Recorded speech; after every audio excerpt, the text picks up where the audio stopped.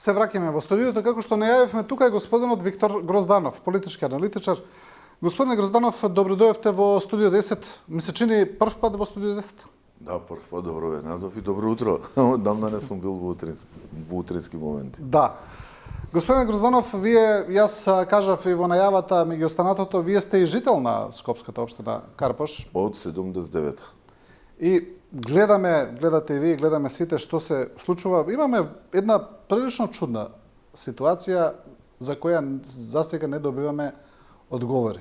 Имено имаме избран градоначалник кој го нема. Имаме чудни објаснувања за тоа зошто го нема, дека е болен, па добиваме тамо, објавија медиуми дека лекарската комисија кажала дека треба да се врати на работа, па премиерот кажа не, сепак е болен и сега последно ништо не знаеме каде е човекот, што е, зошто го нема, освен оние некои неофицијални информации и спекулации што ги слушаме во јавноста. И сега прашањето е каква е оваа чудна состојба во Скопската општина Карпош? Тоа е последниот дел. Јас би почнал од почетокот. Прво, господинот Јакимовски го знам од 96-та година. Сме поминале многу убави, имало и некакви други моменти и знам што направил и како направил и со која желба ја водел општината. Со каков жар и ја водел домакински. За разлика од ова на него не може да му се случи. Да дојде 2 месеца да го нема и нигде да не го гледаат и да го после тоа да го гледаат по, не знам, Сити Мол, по продавници, како си се шета слободно, а не оди до општината. Тоа кај него не постои. Што се имаше такво нешто, тоа не сум го видел. Постои таква информација се појави дека го виделе Луковски. Го виделе, има сведоци, значи кои што го имаат видено на 2 места во едното е кај Нептун со некоја кеса Зара, значи се шета човекот. Значи не е тоа дека е болен и така натаму. На крајот од краиштата може како градоначалник да рече: видете другари, јас уште 2 месеца ќе бидам болен, па после тоа ќе дојдам да си извршувам функцијата. Затоа ќе го оставам него за на крајот, за да можам да почнем од почетокот. Значи ако мој Стефче е крив за 2 бараки кои што се времени за да смести администрација, и тоа ќе го објаснам зашто е сместувал тамо, за да може на граѓаните на Карпош да дојдат да се чувствуваат нормално кога ќе влезе во општината. И за тоа го прават дека е најголем белосветски криминалец. Еве да ги прашам во неделата на емисијата Код кај Снежана Лупевска, јас ви реков дека работам, лобирам за отварање на рудници, објави јавно дека рудникот Бучим изнел 2,5 тони злато и никој на никого не го понудил тука и колку за тоа платил рента и што платил, тоа никој не го знае. И се користи една измама, вика во Македонија нема топилница за злато и заради тоа мора концентратот да се изнесува во братска Бугарија, нели? Ама за нивна жал, Ванчо Чифлиганец има монографија, златото и бакарот се топеле во Бор, после тоа се враќале во Македонија и прво се носени, прво е давано на услуга да го користи, не услуга, туку да го продае на Народна банка на Република Македонија. И морам да ви кажам да изгледате емисијата, многу смешни изјави и така натаму. И се овие 2,5 милиарди евра, никому ништо, две времени бараки за да сместите администрација, да може народ да биде на one-stop shop, за тоа треба да идете во затвор. Значи тука прво обвинителката, ја мислам дека воопшто не го познава законот, тоа е првата работа. Втората работа, судиката која што му суди прво 3,4 години, после таа пресуда станува председател на кривичен суд и да ја кажем јас јавно: господјо, вашиот брат е вмешан со ингеренции како припадник на управата за јавни приходи, дека не реагирал за дискотеката Пулс, кај што погина 63 личности. За разлика од твојот зверски однос кон еден господин како што е Јакимовски, му рекла: барајте си ја среќата на повеќе среќа на апелација. Сега ние што треба да ја кажеме за брати? Еве, прашувам. Нели вака да размислуваме. И доаѓа сега до апелација целат, нели, како се ка жалбени постапки и јас ви кажувам отворено дека господинот Јакимовски доби пресуда од судијата за санкции на 11 јуни, дознава дека е осуден преку медиуми и тек на 17 јуни ја добива пресудата.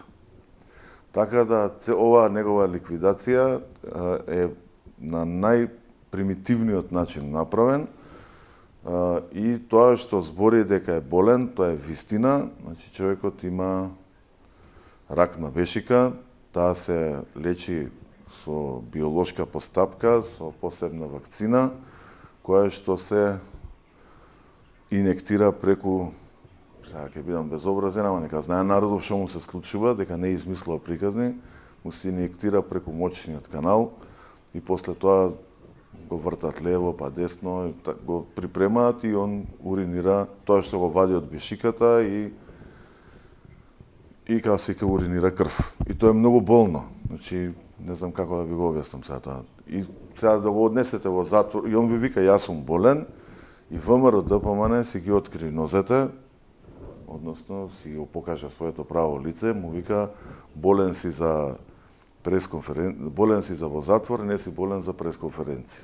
Сега господинот Јакимовски е само пример дека не ја оставил општината никогаш. И кога бил болен се враќал веднаш и така натаму. Вие мислите дека ова да речеме одлуката да оди во затвор на ефективно одлежување на казната е поврзана со состојбата со господинот Лукровски? Апсолутно.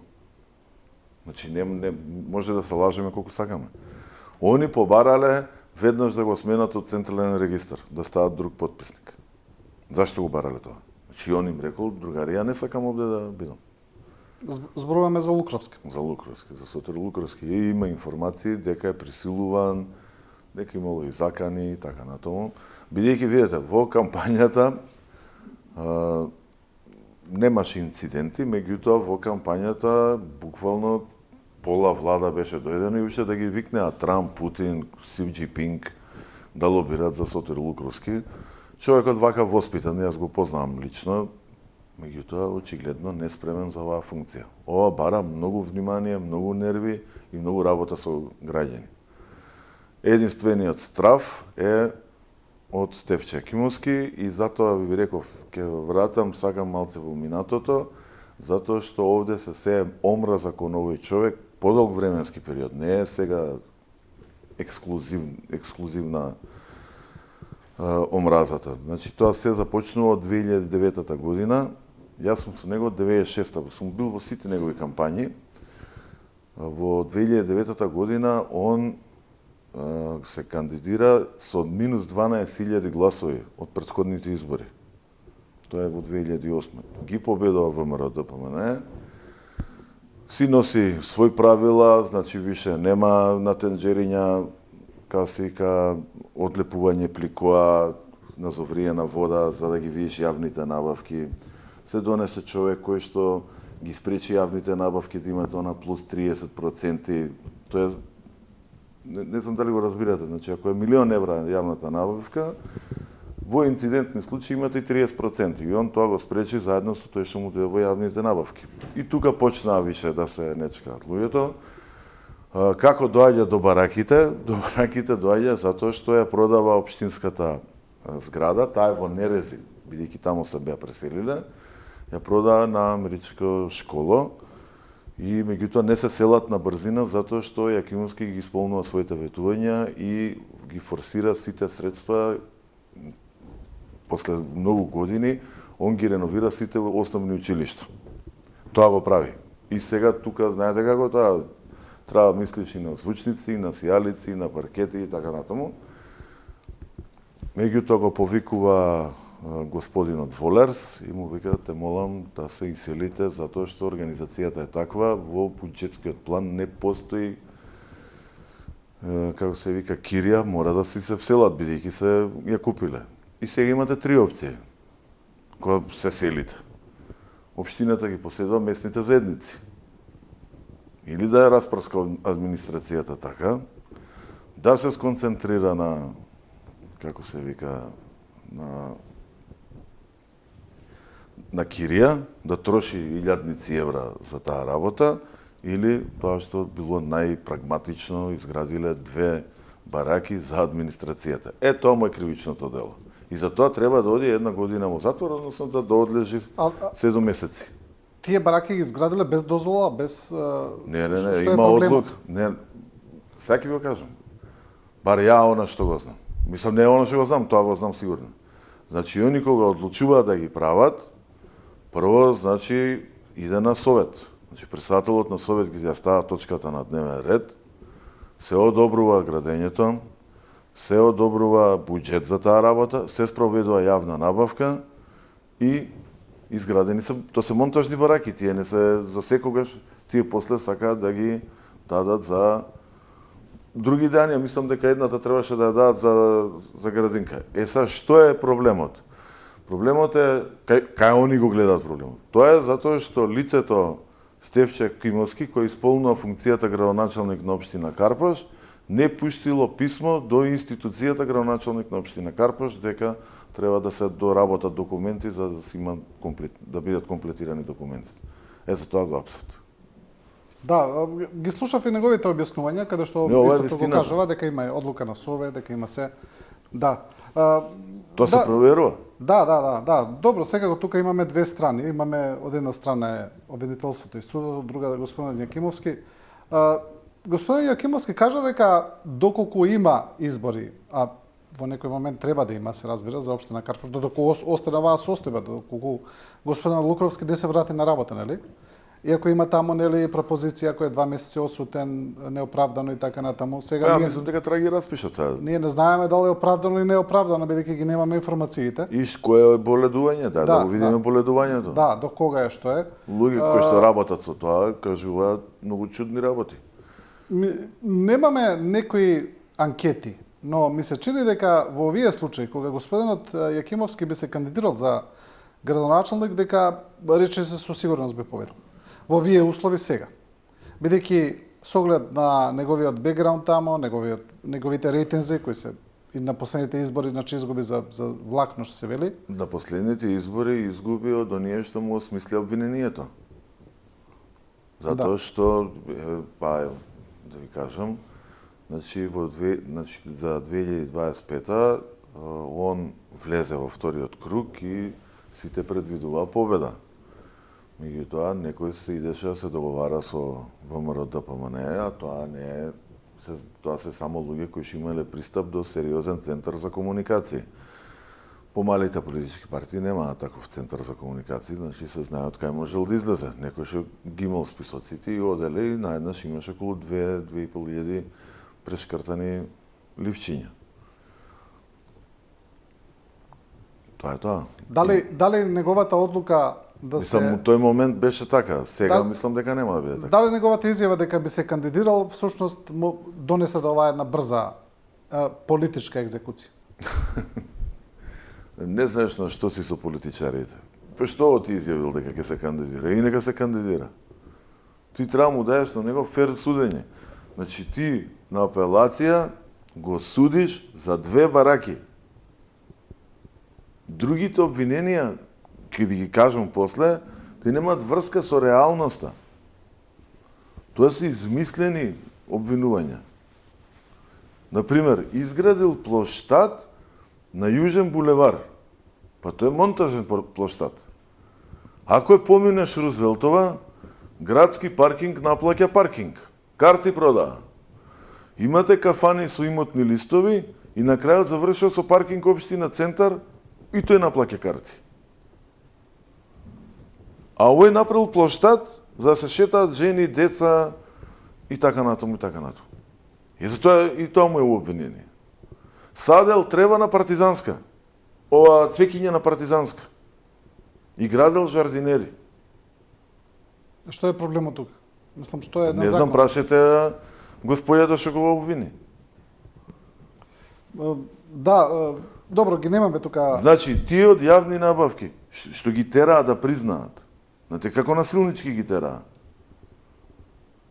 Затоа што документ кој што се наоѓа во друга просторија,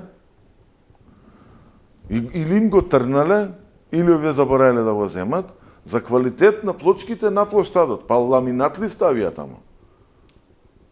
На овојот за јавни набавки, затоа што бил внимателен, а очигледно да си внимателен веќе во Македонија, тоа значи дека си глупав, наивен. Од 1360 јавни набавки што ги спровел за 1360 проекти кои што ги утврдил градоначалник, совет и така натаму, му извадиле 4 банкарски гаранции, му го оштети буџетот. Како го оштетил буџетот? Вие знаете, да добиеме и јас и вие како конзорциум, кај се ика некоја јавна набавка, ќе одиме у првата банка, кај што ни се сметките, ќе добиеме банкарска гаранција и банката ја чува 2 години. Толку. Тоа му беше кривичното дело и за сето тоа организатор е Стефче Екимовски. Да, добро, ги немаме документите за да видиме. Тоа се во поглед на ова, господине Грозданов, во поглед на уште едно прашање поврзано со ова, ми се чини дека за еден краток временски период на ВМРО ДПМН му се повторува слична една ситуација или слични кадровски грешки. Значи, после целата приказна со Данела, која некако заврши како што заврши, со Лукровски нешто не е исто, се разбира, не е истата ситуација, но повторно очигледно е дека се работи за некакво кадровско промашување тука. Зошто е тоа така? Како ги договараат позициите? Нема второ, има и трето, и со Трифун се скара. Да, ако се враќаме на нас, Мислам, видите, кај Трифун Костовски и кај Данила Арсовска да правиме разлика. Значи, се појавила желба, јас сум газда во градот, ја кажувам што ќе биде. Значи, гледно им смета, бидејќи ако трнеме така и со Стефче се скара. Да. Дојдоа да му кажуваат што сме да прави, што не сме да прави. Мислам, малце ги поминуваат границите и, како што гледате, многу немаат коалиционен капацитет. Збориме внатре да ја шири коалицијата и така натаму. Он ти вика, јас сум тука главен, јас што ќе ви кажам, ќе фрлам некои трошки тамо, тепајте се за нив и тоа е тоа. Ние така сме напуштиле коалицијата.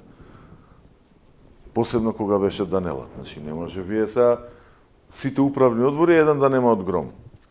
А сме другари. Мислам, тоа Данела, да не грешам душа, меѓутоа многу конфликтна личност. И тука јас не би се мешал сега, а со Сотир Лукревски човекот неќе да исполнува функцијата. Разбирате? Да.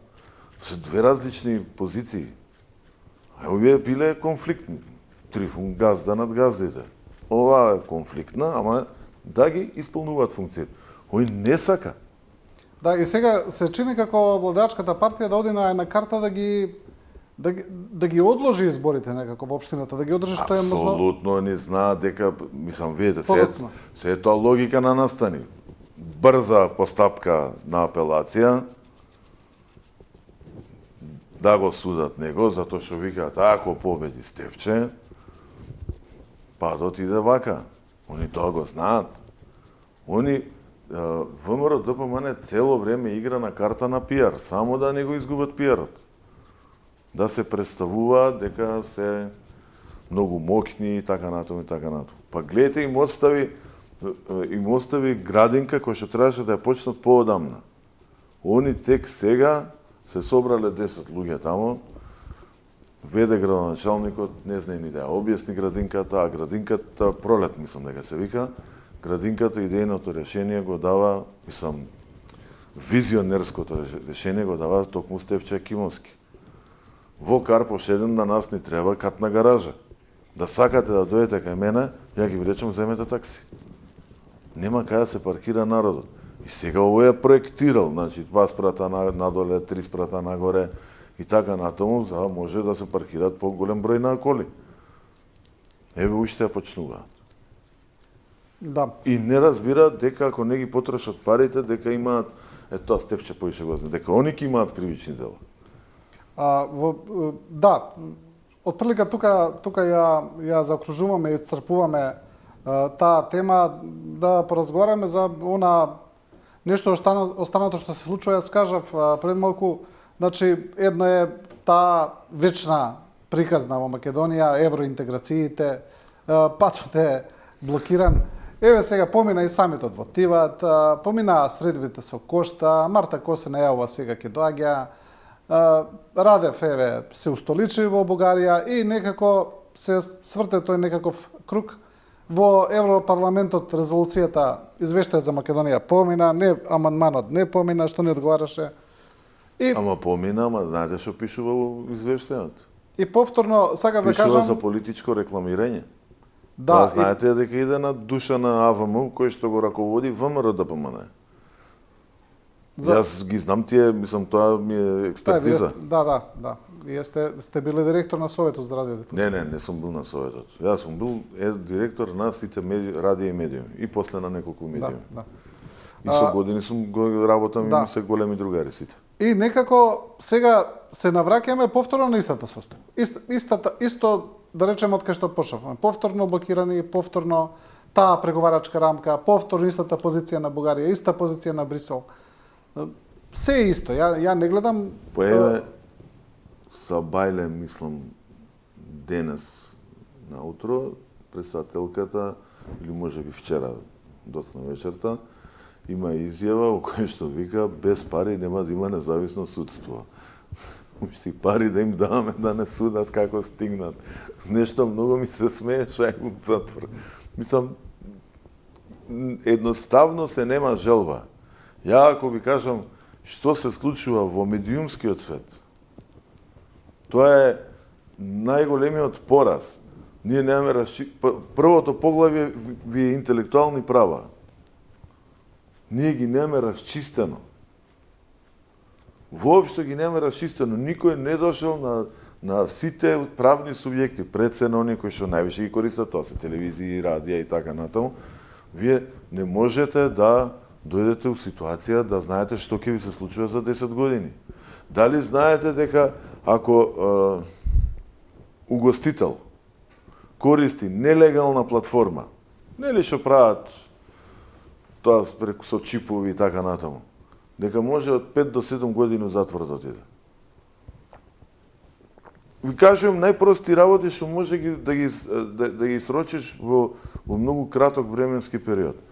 А не да збориме идентитетот не го даваме, а 17 години гледам канали на српски јазик, не ви дозволувам да имате дополнителни програмски сервиси, не ви дозволувам да отворите наменски телевизии, ги форсирам српски, хрватски, не знам какви телевизии.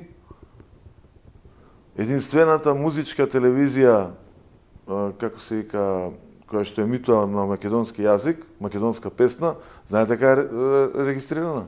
Каде? Во Благоевград. А емитува на македонски јазик? Балканска телевизија, пушта и други. Мора така, поголемиот дел е на македонски. Сега ни се случува...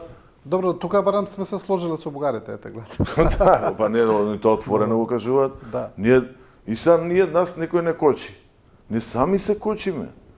Ние не знаеме, еве во кој дел, како го заштитуваме македонскиот јазик. Срушивме се што може да срушиме од образование. Ние имаме избор на Универзитет Кирил и Методи, каде што Дарко Данев освојува, не знам сега, може ќе изгрешам сумите, 658 гласа, актуелниот ректор 512 и онај ректор овој изгубил. Ама институтите, не знам, носеле волку гласови или не знам толку гласови. И овие све запишуваат, све гледаат. Ние не даваме мали хидроцентрали да се градат. Зашто не даваме да се градат мали хидроцентрали? Ке се загадувало. Што е тоа што ќе се загади? Чиста вода ќе помине. Што е тоа што ќе се загади? Биодиверзитетот ќе се нарушил, рибите ќе пропаднеле. Па знаете колку мали хидроцентрали се изградени над рибници? Еве гледам, сите риби ги потепаа. Ние се занимаваме со такви работи. Знаете дека имаме член од закон кој што странците ми го кажа.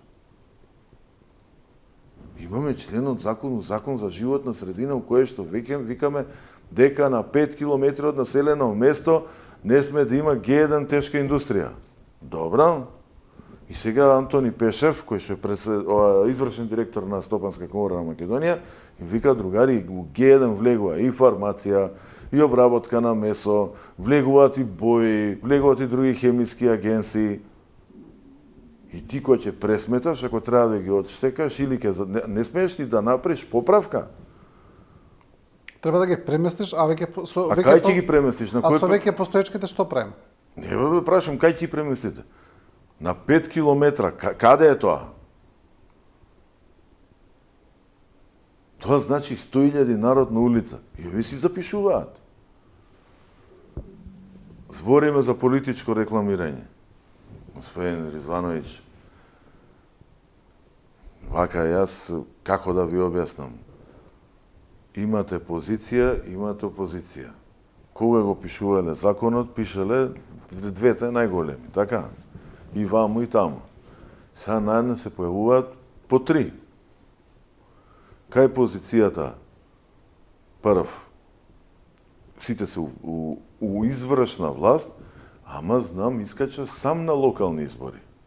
Тоа значи дека за него не може да има пари по логиката на АВМУ. Јас викам да, мора да има пари. Затоа што биле у коалиција со ВМРО, ВМРО ќе се откажеле од нивните пари. Како тоа ќе се откажеш ти од твоите пари? Овие гледаат. Знаете на колку сеанси сум бил такви? А на левици им викат, вие не може да имате пари. Ти у секунда, значи ти ги, како се вика, ги дискриминираш по секоја основа. Да, левица многу зборуваше за тој проблем. И цело време тоа, видите, јас немам ништо проблем со бугарите. Мислам дека тоа не е клучната точка, меѓутоа има уште многу точки. Има ли, мислите ли дека можеби сите тие моменти кои се разбира дека има тука се разбира дека има доста голема доза на неправедност во сите тие процеси кон Македонија, сме го зборувале тоа без број пати, тоа не е спорно. Но мислите ли дека тие моменти се користат од политичарите за они сепак да се ја свртат од двете страни? Ги користат повеќе како изговор отколку како реална причина некогаш. За да не сработат, за да не го направат тоа што треба да го направат и за други некои интереси. Тука се сложувам со вас. Значи, најубаво е кога играш на карта на национализам, а не на карта на прагматизам. Затоа што национализмот е поврзан со романтизмот. Во политиката зборам. И сега, значи, прагмата мора да ја извршиме. Ајде да пробаме како ќе ги решаваме постепено проблемите, да видиме до кај можеме да отидеме, да видиме размена на научни во делот на науката, значи медицина, фармација, економија, земјоделие, шумарство, значи збориме за со бугарите сега. Да. Значи геологија, рударство, металургија, дајте да видиме како патиштата ќе ги направиме. Прво тие проблеми да ги решиме. Оти ова ако ние трнеме да го решаваме, затоа што оние кои што се заговорници за бугарите, значи не ме интересира да влезат. И не е проблемот ни кај мене за да влезат во уставот. Проблемот е што они нема да го срушат наративот. Цело време само нови барања, нови. Тоа е тука дали Европската унија ќе даде гаранции. Тоа е барањето. Од друга страна, завош прво што кажав, размена на идеи во науката, владата ништо не работи. Буквално ништо. Да, има Мислам, не само оваа влада, збориме владата на Македонија со години. Има работи кои може да ги направиме, се разбира, секогаш. Да, добро, господине Грозданов, ви благодарам за ова гостување. Ви благодарам и на вас. Ова беше Виктор Грозданов и го завршуваме првиот дел. Останете со нас, одиме сега со една куса, пауза за реклами и продолжуваме со Дејан Георгиевски од Центарот за развој на медиуми.